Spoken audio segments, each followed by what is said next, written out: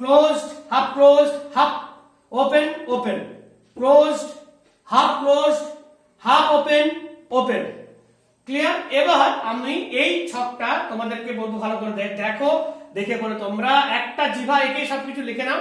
হ্যাঁ, তোমাদের লেখার পর অবশ্যই তোমরা লিখবে ভাষাতাত্ত্বিক যে বৈশিষ্ট্যের মধ্যে রয়েছে, স্বরধ্বনিগুলির যে ভাষাগত যে বৈশিষ্ট্যগুলি রয়েছে সেগুলি পর পর পর পর তোমরা লিখে লিখে যাবে।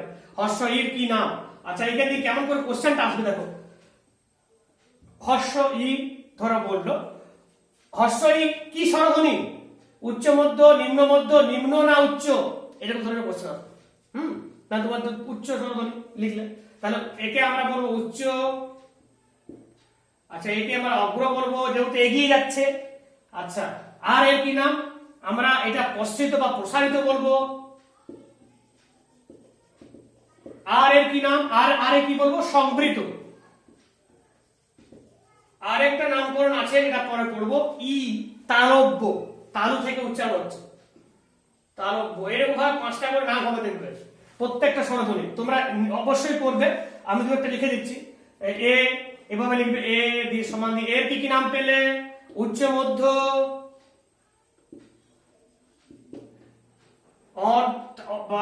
অগ্র তো অবশ্যই, অগ্র, প্রসারিত, অর্ধ সংবৃত। আর এটা যেমন আমি বললাম তালব্য, হ্যাঁ, তেমনি এটা এ কণ্ঠ, এ কণ্ঠ তালব্য, কণ্ঠ তালব্য। যখনই তালু বলবো তখন লয় হস্য জফলা হবে, কিন্তু যখন এমনি কণ্ঠ বোঝাবো তখন হবে না। শুধু কণ্ঠধ্বনি কোনটি? তখন কণ্ঠধ্বনি বললে ক মূর্ধন্যঠায় জফলা হবে। তাহলে এইরকম ভাবে তোমরা লিখে লিখে যাবে, ই এ আ, পর পর পর পর লিখে লিখে যাবে।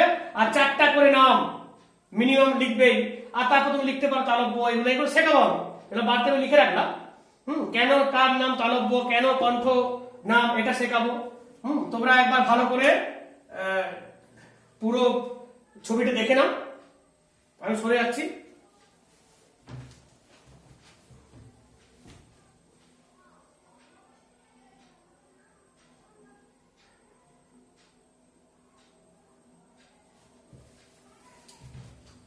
আশা করি তোমাদের লেখা হয়ে গেছে। তো আমি মুছে দিলাম, পজ করেও তোমরা লিখতে করতে পারবে। তাহলে প্রত্যেকটা স্বরধ্বনিকে এভাবে আমরা লিখবো। যখন আকার, এটা কি স্বরধ্বনি? নিম্ন মধ্য, ঠিক আছে, এটা প্রসারিত, এটা অগ্র, এটা অর্ধ বিবৃত। এভাবে আমরা 4টা করে নাম লিখবই। আর এটাও কিন্তু আমরা কণ্ঠস্থ মানে কণ্ঠ তালব্যকে জায়গায় ফেলতে পারি। এবার আমরা দেখব যে স্বরধ্বনিগুলোর যে সংক্ষিপ্ত রূপ সেটাকে আমরা কি বলবো। এটা আমি মুছে দিচ্ছি।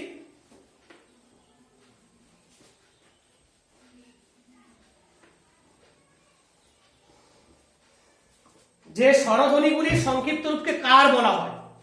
স্বরধ্বনিগুলির সংক্ষিপ্ত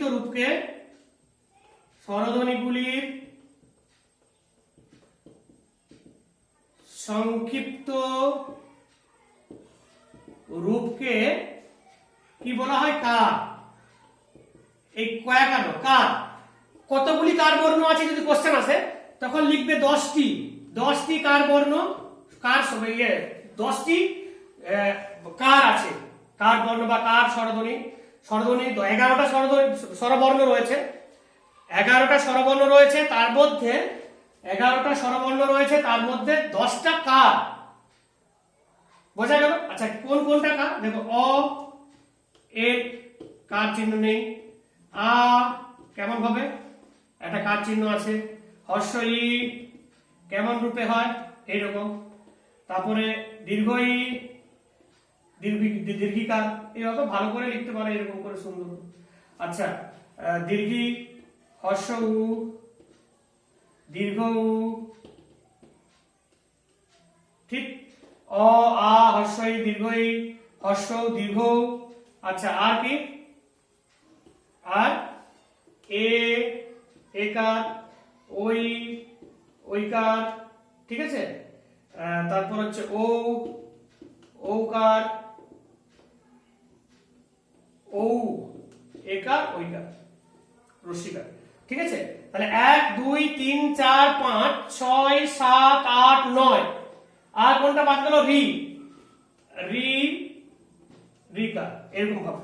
কিন্তু অ এর কোনো কার রূপ নেই, অটা কার বর্ণ, স্বরধ্বনি নয়, অটা কার স্বরধ্বনি, এর কোনো কারের রূপ নেই। তাহলে অটা কি? অটাকে বলা হয়, অটাকে বলা হয় নিহিত, নিহিত স্বরবর্ণ বা লীন স্বরবর্ণ বা বিলীন স্বরবর্ণ। কেন না? অ প্রায় সব বর্ণতেই ব্যবহার হয়ে থাকে। যেমন ক, ক কে ভাঙলে ক যুক্ত অ তুমি পাবে, ক কে ভাঙলেও তুমি ক যুক্ত অ কে পাবে। তাহলে প্রায় সব বর্ণের মধ্যে নিহিত অবস্থায় স্বরধ্বনিটি থাকে বলে অ এর অপর নাম লীন বর্ণ, বিলীন বর্ণ বা নিহিত বর্ণ। যে কোনো পরীক্ষা থাকতে পারে। হ্যাঁ, এটা ইম্পর্টেন্ট কোশ্চেন একটা। আচ্ছা, আমি কার এটা আমি মুছে দিচ্ছি। এবার আমি শিখবো মাত্রা, কোনগুলির মাত্রা আছে, কোনগুলির মাত্রা নেই।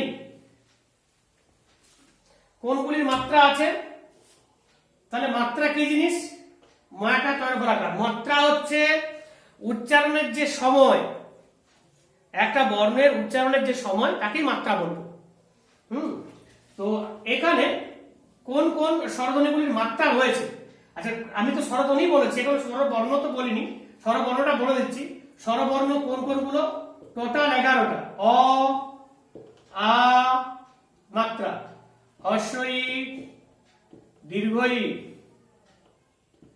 হস্যই, দীর্ঘই, ও, হস্য, দীর্ঘ। আশা করি তোমরা দেখতে পাচ্ছ সবাই। অ, আ, হস্যই, দীর্ঘই, হস্য, দীর্ঘ। 1 2 3 4 5 6, এই যে 6টা বর্ণ আমি লিখলাম, এই 6টা স্বরবর্ণ, এই 6টা স্বরবর্ণ কিন্তু পূর্ণ মাত্রা।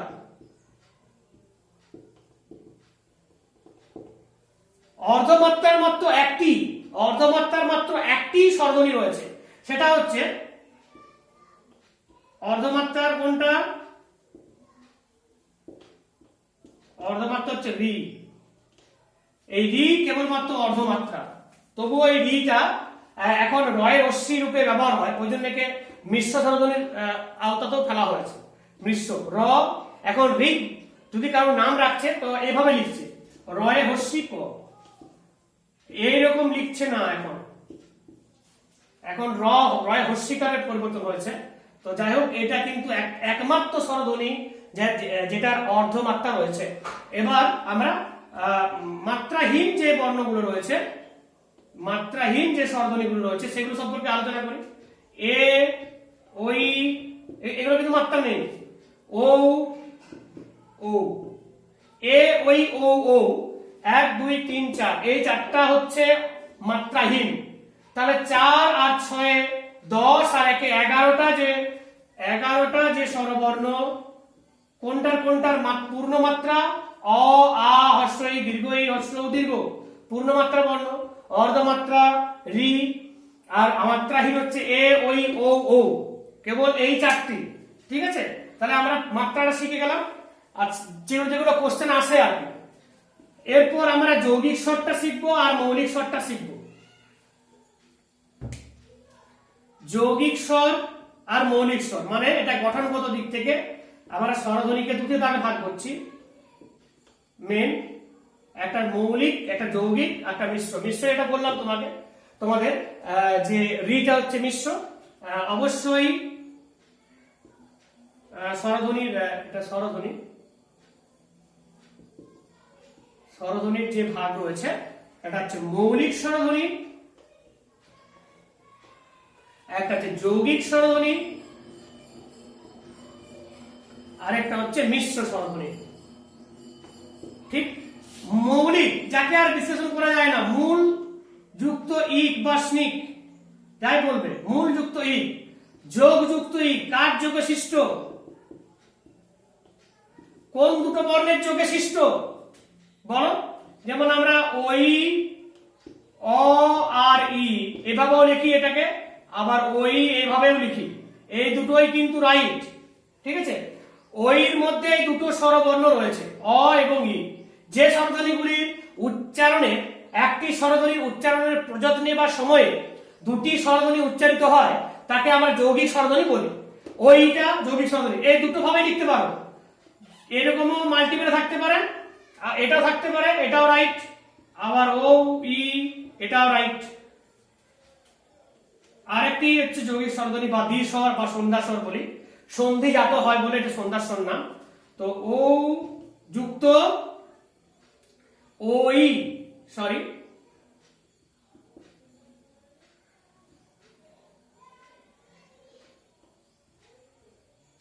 ওই, ও ও হবে ওই ও, আচ্ছা ও উ, অ উ এভাবে লিখতে পারে, অ উ, অ উ, আচ্ছা অ উ আর ও উ, তুমি ও লিখতে পারো, ও প্লাস এটাও রাইট, অ উ এটাও রাইট, দুটোই রাইট, যেরকম থাকবে। আর আমি অ উ আর অ ই এটা লিখলাম। তাহলে একটি স্বরধ্বনি উচ্চারণের প্রযত্নে বা সময়ে যদি দুটি স্বরধ্বনি উচ্চারিত হয়। মৌলিক স্বরধ্বনি কি বলো? মূল, যাকে আর ভাঙা যায় না, যাকে আর বিশ্লেষণ করা যায় না, সেটা হচ্ছে মৌলিক স্বরধ্বনি। আমরা মৌলিক স্বরধ্বনি আগেই পড়েছি, ই এ আ উ ও অ আ, সাতটা, ই এ আ উ ও অ আ, অবশ্যই এটা। আর মিশ্র হচ্ছে দুটি, এই দেখো র এবং ই এর মিশ্রণে জাত রি, রিটা হচ্ছে মিশ্র স্বরধ্বনি। যৌগিক, মিশ্র, মৌলিক গঠনগত শ্রেণী ব্যাপারটা শিখলাম। এবার উচ্চারণগত দিক থেকে হর্ষস্ব দীর্ঘস্ব এটাও শিখে নি।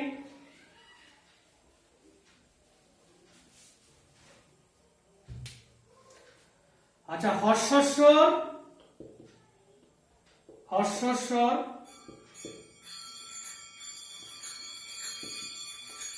আর দীর্ঘস্বর।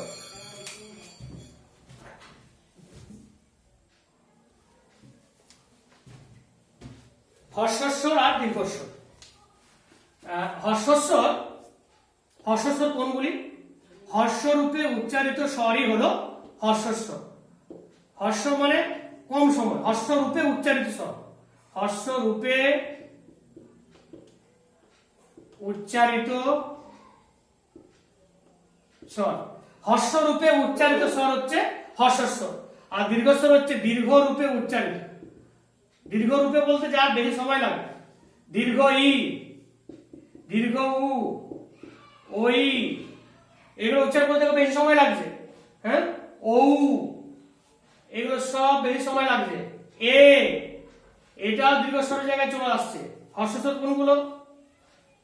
হর্ষস্বর অ, হর্ষ উ, হর্ষ ই, আচ্ছা রি, রিটা দীর্ঘস্বরের জায়গায় চলে যাচ্ছে। এ, এটা আ আসছে এখানে, এটা এদিকে আসবে।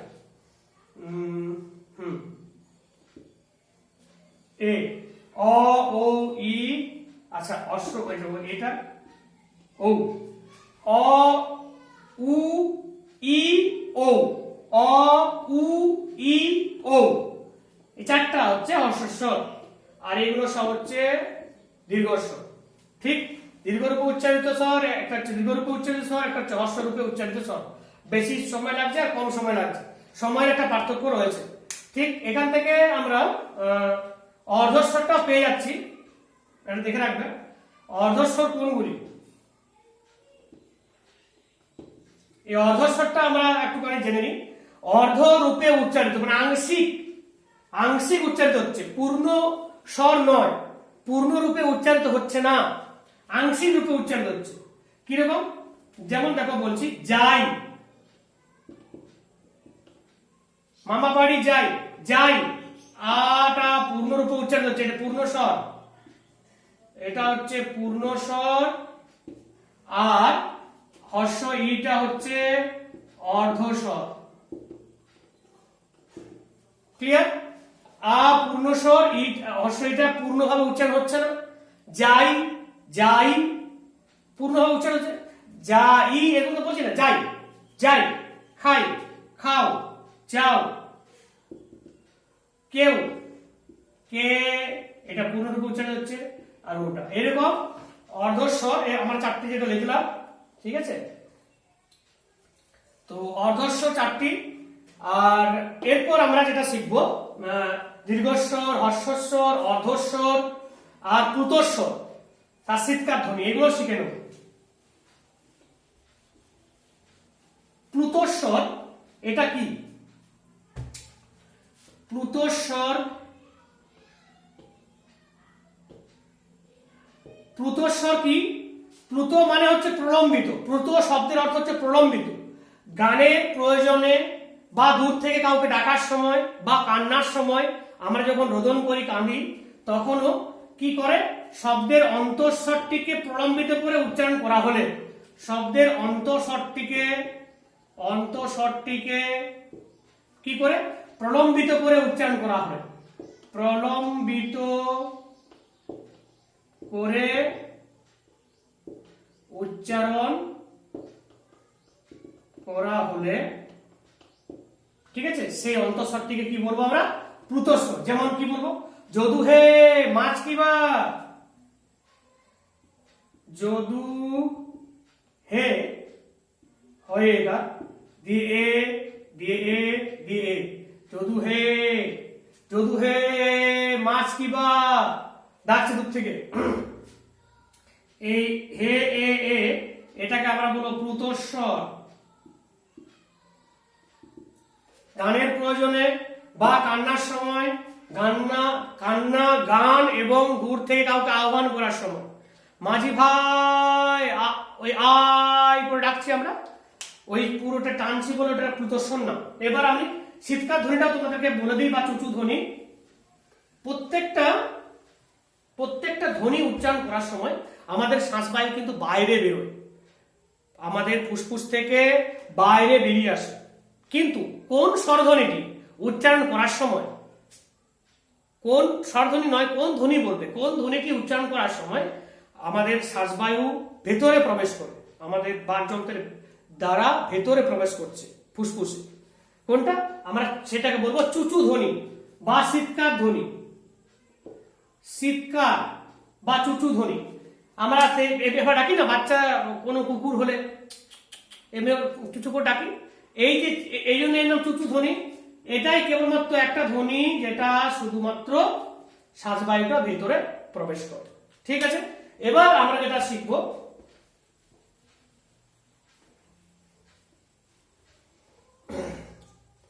আচ্ছা তোমরা অবশ্যই একটা কতগুলো কোশ্চেন তোমরা অবশ্যই লিখে নেবে। হ্যাঁ, পূর্ণ আমরা যেটা বললাম দ্বিস্বর, যেটা যৌগিক স্বর যেটা বললাম, সুনীতি কুমার চট্টোপাধ্যায়ের মতে 25টি রয়েছে। ঠিক আছে, দ্বিস্বর বা এর অপর নাম কি? দ্বিস্বরের অপর নাম কি? আমি তো কোশ্চেন অবশ্যই দেবো পরের দিন। দ্বিস্বরের অপর নাম কি? একে যুগ্ম স্বর বলা হয়, যৌগিক স্বর বলা হয়, সন্ধ্যার স্বর বলা হয়। ঠিক আছে, অ এর অপর নাম কি? অ কে আর কি নামে ডাকা হয়? অ কে। আচ্ছা, আর কতগুলো পূর্ণমাত্রার বর্ণ রয়েছে, কতগুলো অর্ধমাত্রার স্বরবর্ণ রয়েছে, কোনটা অর্ধমাত্রার বর্ণ? এইগুলো কিন্তু তোমাদেরকে জানতে হবে। যাকে আমি কোশ্চেন দেবো, আজ লেখালাম না। এরপর আমরা যেটা শিখবো সেটা হচ্ছে ব্যঞ্জন ধ্বনি বর্গীকরণ, যেটা ছকটা তোমাদের দিয়েছি গ্রুপে, দেখবে তোমরা অবশ্যই আমার নোটসগুলো ফলো করবে। ওখানে একটা চার্ট বা ছকের মতো করে দেওয়া আছে। তো আমরা জাস্ট ছোট্ট করে দেখে নিই। প্রথমে আমরা আসছি বর্গীয় বর্ণ। আমি ব্যঞ্জন কাকে বলে আর তোমাদেরকে বলছি না, একটুখানি জাস্ট ভাঙাটা বলে দিচ্ছি কিভাবে আসছে। ব্যঞ্জন বয় ডফলা ইয় বর্গীয় দন্তন্য। ব্যঞ্জন বি মানে বিশেষ রূপে, অয়ঞ্জ অ ইয় বর্গীয় অয়ঞ্জ মানে অপরের সাহায্যে,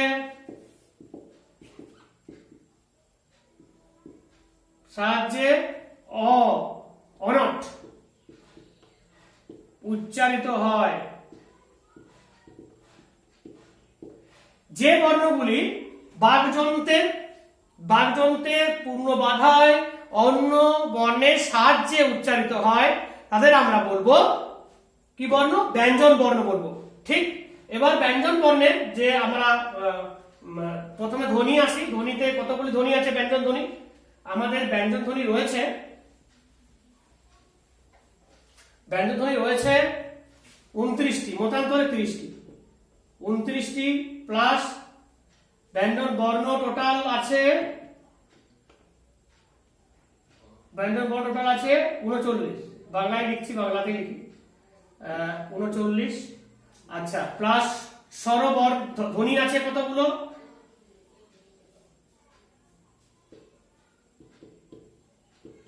11।